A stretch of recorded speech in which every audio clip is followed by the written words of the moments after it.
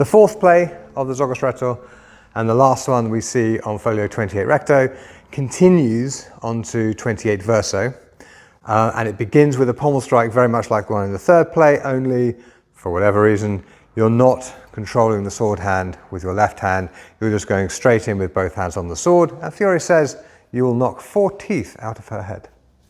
So from the crossing, there's a bit of pressure there, so that line is open, in I come, bang, easy peasy.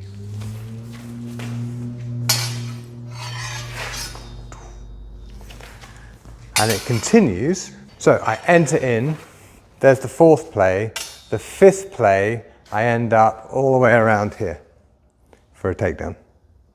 Comfortable? Mm-hmm.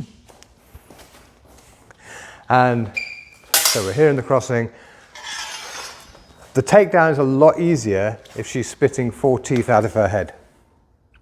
Agreed? Yes. Yeah.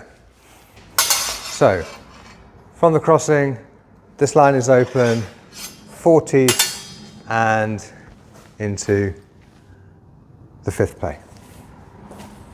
That's all. Smack. Sword to the shoulder or to the neck, step in, and of course you can be doing stuff with the leg that you learned in the abbracciare. Okay, but for now we're just going to leave it here. Let's do one with a little bit of motion. Smack. Oh, so much fun. Left-handed, same rules apply. So let's say she's coming from her reversal side and we're here, and I smack those 4 teeth out of her head and step through. There's the takedown. Boom. So I'm left-handed, we're crossed on this side, there's the 4 teeth gone, there's the sword to the neck, there's the takedown.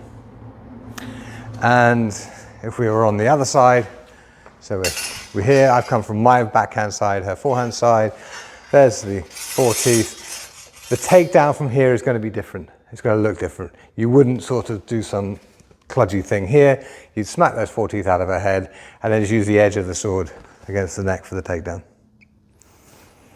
Not that Fiore says so, but that's what seems obvious to me.